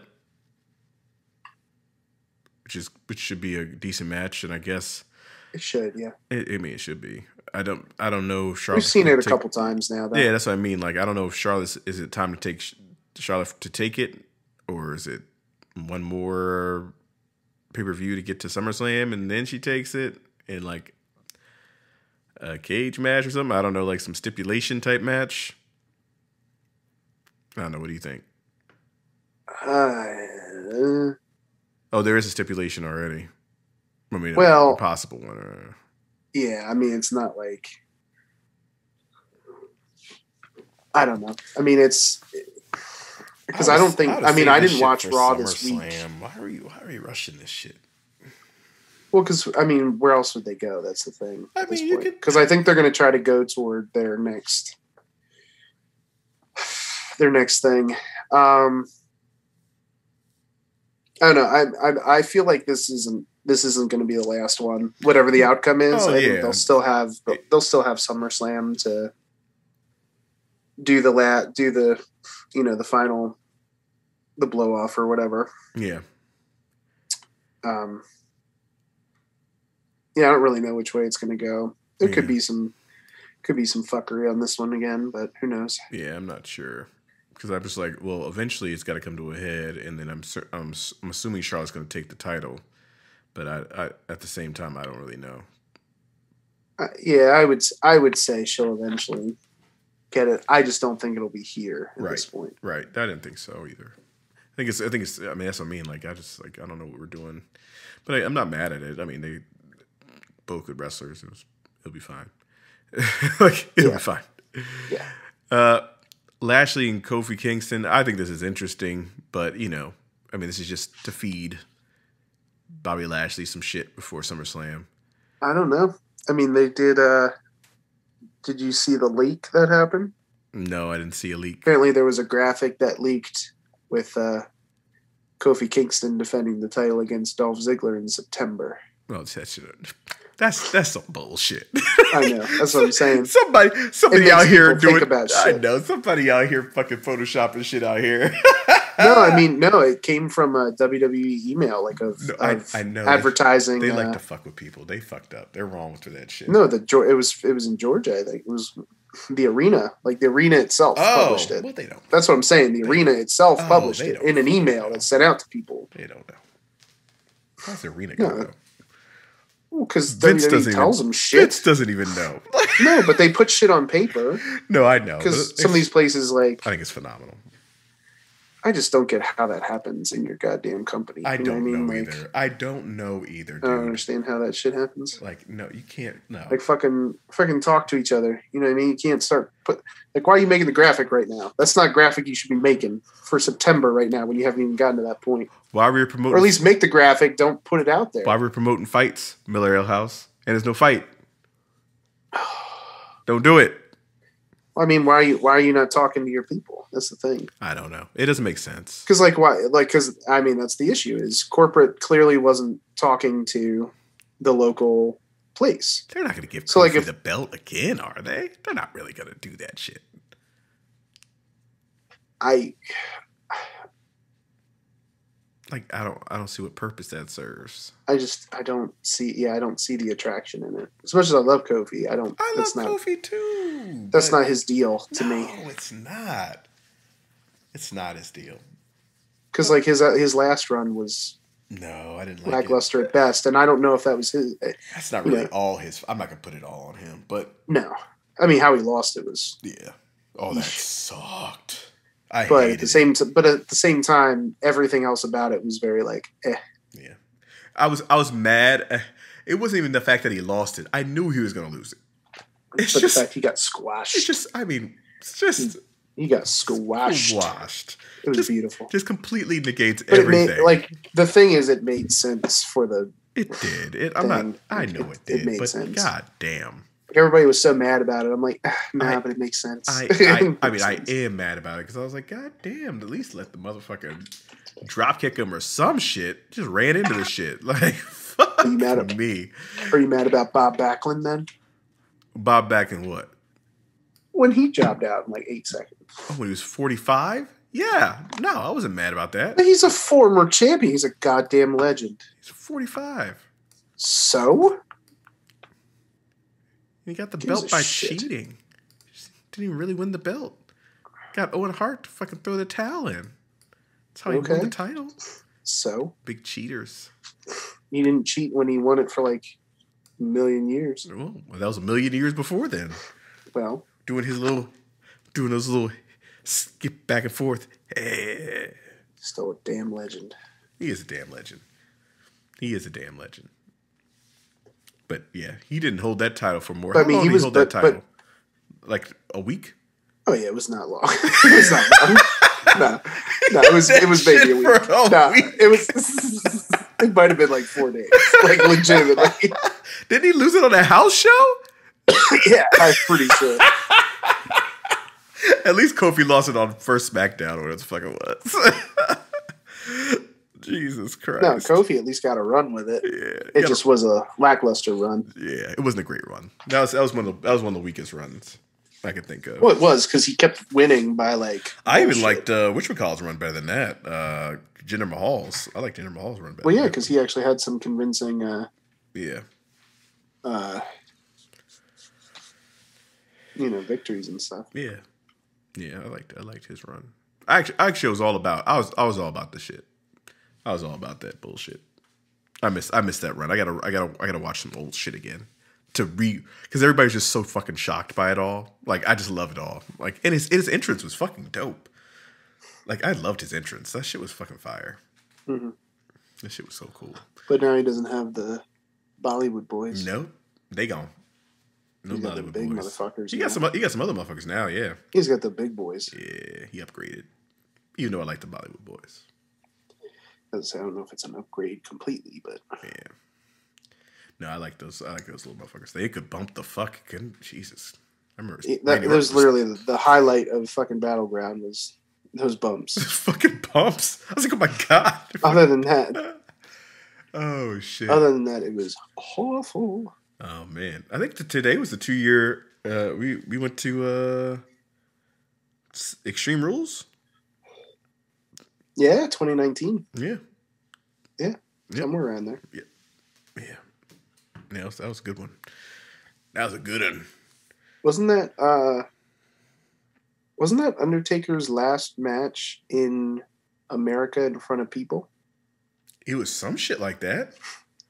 We definitely watched some shit like that, dude. Like, wasn't that it? I think that was it. That was right before the COVIDs. We were right in the COVID. We were deep. Not in the COVID. We were all it was up in before the COVID. COVID. Oh no, I'm thinking about that. I was thinking about that. No, you're thinking about Elimination Chamber. Oh, that was bad. Jesus. Actually, no. Elimination Chamber was good for a while, but then the ending was It bad. was. But then the ending was. I did not like it.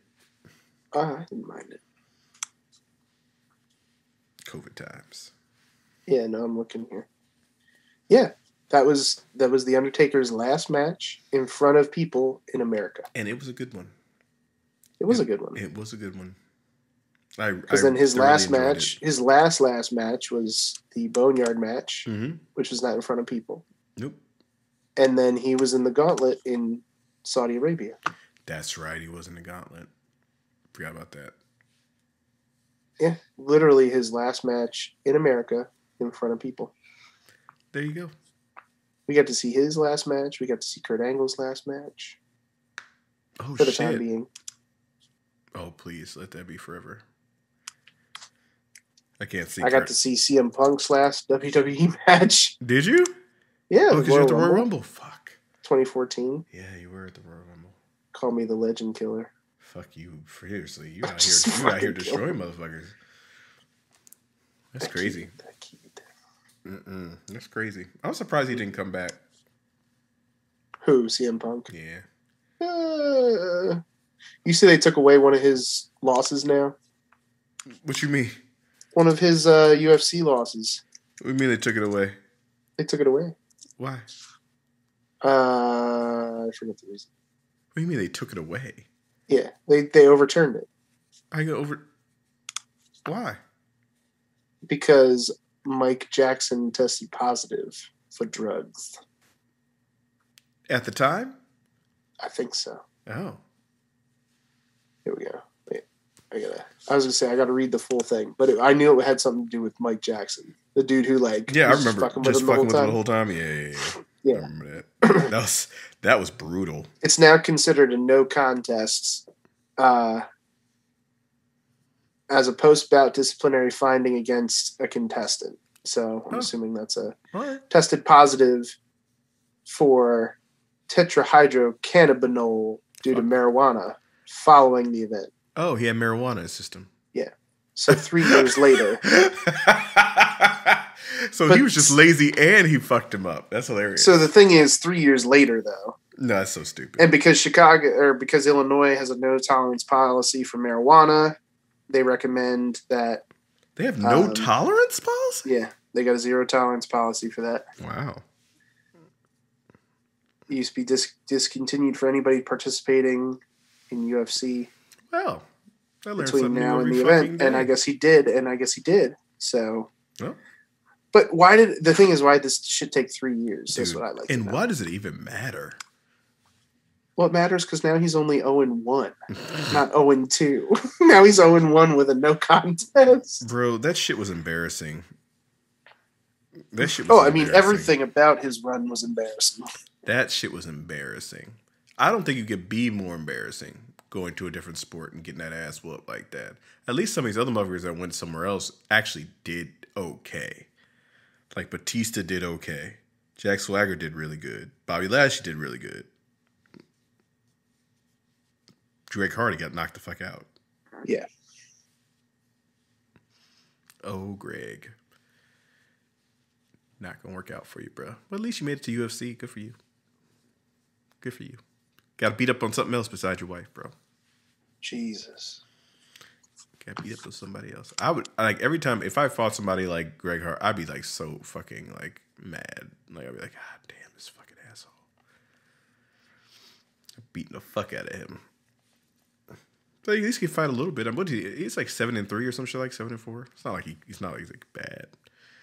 Just got his ass whooped that day. That's why it's UFC is very like you have to be really disciplined because you can either get choked out or knocked out in like fucking seconds because you fuck around, you get caught with some bullshit. You get caught quick. That's why I really it won't ever happen, but I really wanted to see Mayweather like step into that fucking. The only reason he wouldn't because he's not gonna get paid like that. Like because they don't pay in UFC. Like not like that. That's the only reason why you wouldn't do it. Yeah. They don't pay him that much. They don't pay the dudes that much. Even the main events or whatever. I think McGregor was making like $10 million or some shit like that. And Mayweather sneezes $10 million. He's like, no. I want way more than that. But I'm interested to watch the in particular the Money in the Bank men's ladder match. I'm interested in that. Interested in Edge and Roman Reigns. That should be a pretty damn good match. Kind of excited for that. Yeah. Yeah, I mean they have a lot of potential on this card. That's the thing. Yeah. Like the men's Money in the Bank match should be exciting. Just because you got Ricochet, Morrison, right? Those guys, Kevin Owens, like those three, Riddle, just right there are freaking crazy. Yeah, Riddle does some crazy shit. Mm-hmm. You know, even Nakamura can do some crazy shit. And they got some strong motherfuckers like Big E's, like strong as fuck. Oh yeah, Seth does shit too. Like I mean, I know. Yeah, it's a good field. Yeah, so it is theoretically, the women's one is interesting. It's interesting. I feel like there's going to be like kind of jokey. Could be. I don't know. Like a comedy. Like I mean, comedy. between the Nikki Cross superhero thing and Alexa Bliss being all like evil and shit. And, yeah. I mean, I could see it being like a comedy situation happening, but it's whatever. Yeah, it's fine. Yeah, it is what it is. Tis what it is. What else we got going on? Oh, Paul Orndorff passed. I know that one hurt a little bit. Paul Orndorff passed. That's Mr. Wonderful. Can you sing his song? I can't. I can't sing his whole song. Isn't it just wonderful? Yes, there something you go. Like that. That's it. So wonderful. Wonderful. Yeah. Yeah, no, that's a Man, last time I saw him, he had those handlebars, right? Mustache. Was that the last time you saw him? I think he had the handlebars, the mustache. I think so. I think he had a handlebar mustache. He had something like that going on. I mean, that would have been that would have been a while ago. Yeah, I don't think I The don't. last time that you saw him. Yeah, last time I saw him, I think that was it. I think. So I'm trying to think because the last time I saw him, I don't think he had the mustache. No, he shaved it. Yeah, I'm pretty sure it was shaved. Hmm. I just gotta make sure I'm looking at the right thing. Because you got photos with that motherfucker. I do. Yeah. Yeah, because I've met him twice on two separate occasions. That's why I'm looking for the last one because I think the last one was when he didn't have the mustache, but when you were with me, he did have the mustache. Gotcha. Yeah, the last time I met him, he did not have. He was clean shaven. Ah, okay. The last time. But I mean, a super nice guy both times. I still remember the first time, the time that you were there when I met him. Yeah. That we ended up taking, I think, 2 different pictures, because I forget exactly the verbiage he used, but he was like, "Oh my god," he said something about like, and like, and I like to really show him who's number one. And then he sticks up his middle finger. And then I was like laughing. He goes, "Oh, no," and then like, he was like, he like kind of like took it back. He was like, "Oh no, I'm sorry." He was like, "Oh, sorry if that was too much." I'm like, "No, this is beautiful. I fucking love it." Yeah. That's amazing. Yeah. Yeah. Cause he did the normal number one. And then he goes, "And I like to show everybody who's number one." We have a picture together. Maybe I'll now that I found it, maybe I'll post it on social media. There you go. That he's standing there giving me the middle finger. And I'm just laughing, fucking laughing my ass off. He was like, "I don't mean it. I don't mean it." I'm like, "I know you don't. And even if you did, I don't care." Like I was just like, don't care. Yeah, for real. You're a goddamn legend. I don't give a shit. Yeah. God. Yeah, that time was 2018 when you were there. Yeah. And then I saw him again in 2019. Yeah. Super nice guy. I mean, not many people can say you main evented the first WrestleMania. That's facts. Like, I know he had a great career outside of WWF. Like he made a lot. He did a lot more outside with like the NWA and stuff like that. Like I know he was like NWA champion and all that, but like to say you were the main event of the first WrestleMania, I think that's a pretty big fucking accolade, big statement. You know what I mean? Definitely. And agreed. Yeah, like it's just it's I know kind of like Health, he was back and forth for a while. You know what I mean? As far as like Health goes, I know toward the end it was like if you go to shake his hand, he actually like had to lift his hand up to, shake your hand because of the whole dystrophy thing or whatever. Yeah. But he always seemed like he was in good spirits. Always seemed like he was very positive, funny guy.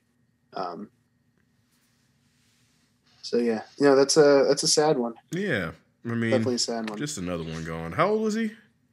71. 71. Yeah. 71. So not like. Yeah, still kind of young.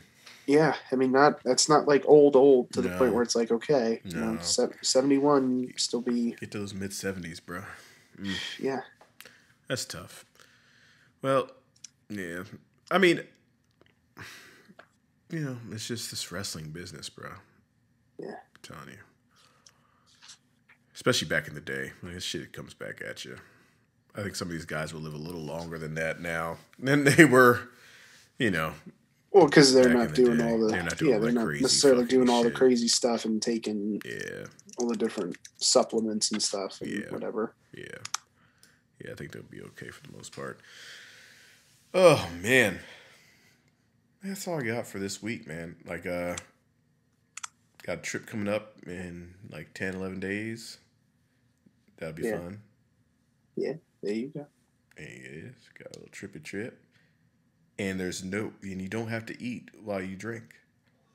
That's gone now. That's gone.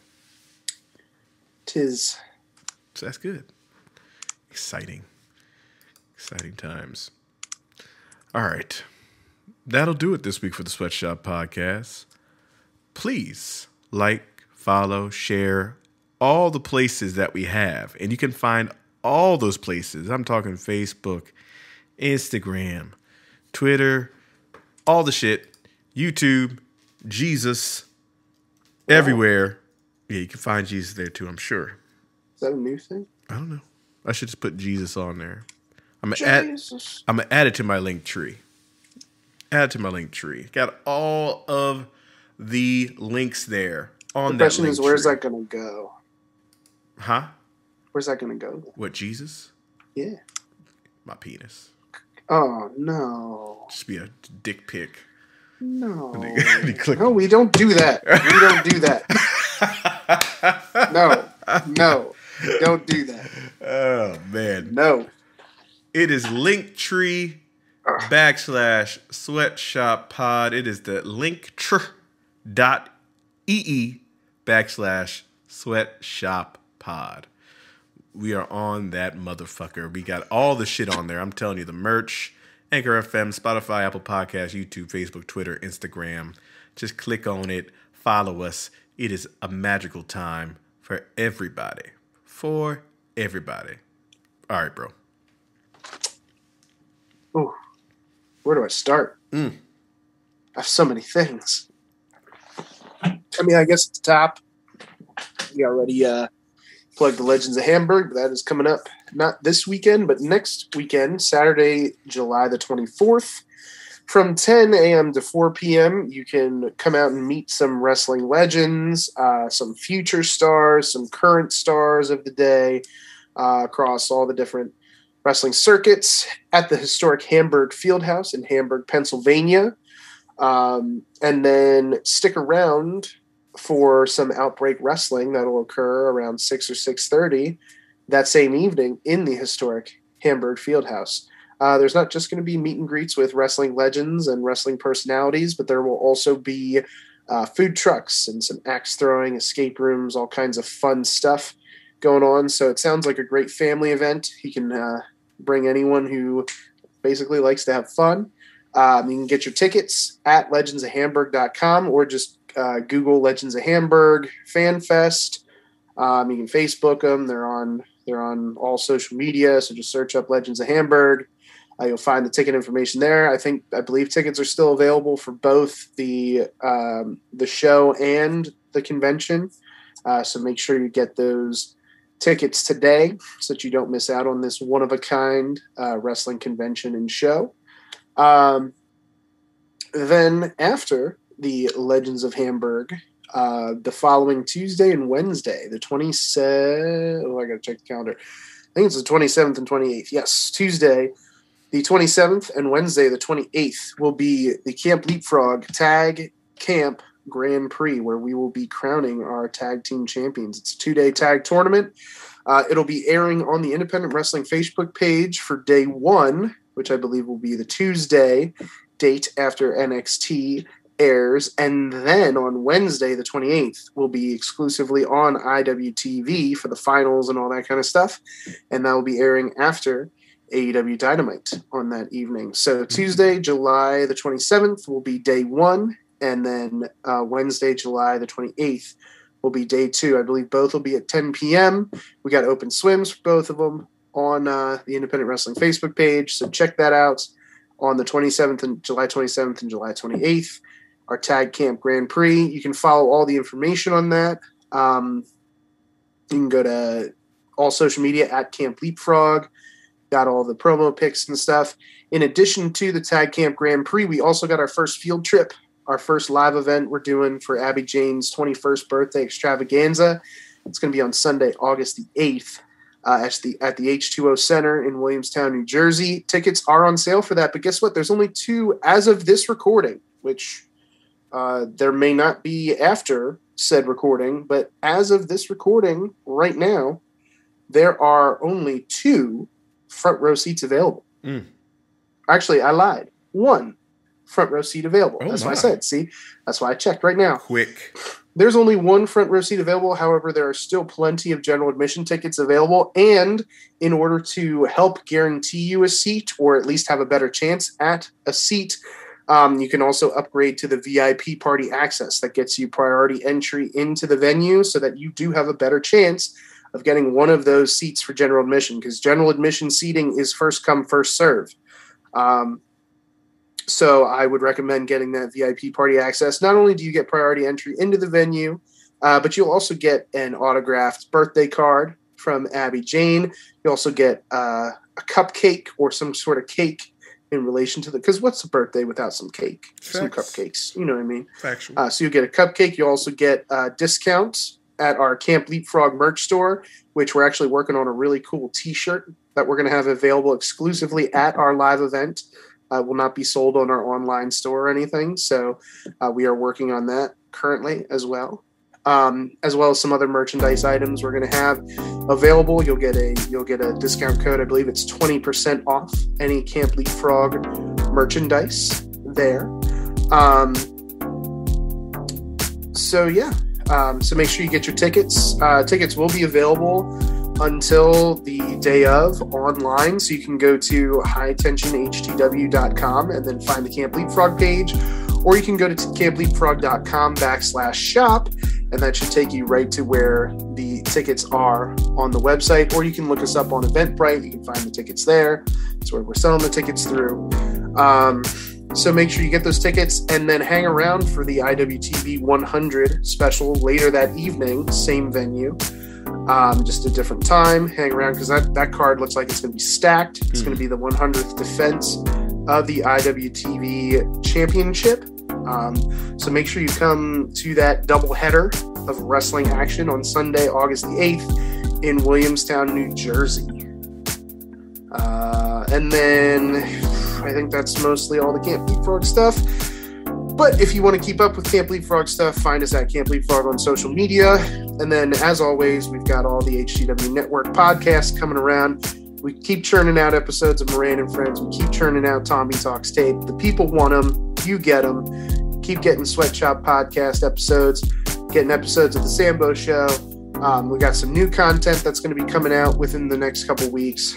So we got a lot of cool things happening over on the HTW Network. You can find all of those podcasts across any of the major podcast streaming platforms, or the hub for everything is the HTW Network YouTube page. Just search HTW Network in the YouTube Omnibox. It'll pop up for you just like that. You can catch all of our shows on there as well. And then anything with the HTW Network or High Tension Wrestling, all that kind of stuff, you can follow us on social media at High Tension HTW, or go to our website at hightensionhtw.com. Hell to the yeah. Oh, and you can also follow me on social media at Maestro A. Scott. Because if I do stuff that's not related to that, I'll still put shit on there. Like, for example, if I show up at the Sanctuary again, or if I show up somewhere else, because you never know. You never know. I might be showing up different places. You never know. So, but I will tell you, I'll be at Legends of Hamburg. I'll tell you that. So will I. And so will the Kilowatt.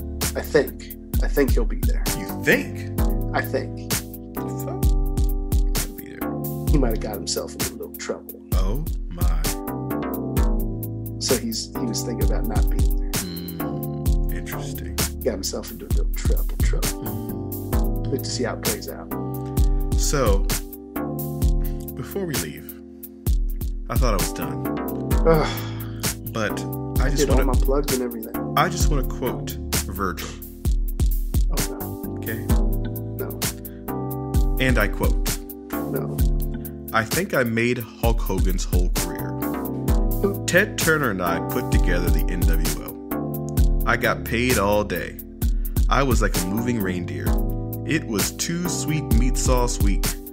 Olive Garden gave me a special order with Eric Bischoff because they loved me that much. They put out a restraining order on Eric Bischoff because he followed me to the Olive Garden. I guess he wanted a bunch more meat sauce or something. He's obsessed with me because I'm the meat sauce king. I was the original member coming in. It was Hulk, Scott Hall, Kevin Nash, Ted DiBiase, myself, and X-Pac. He also decided to say that he invented the spinneroonie.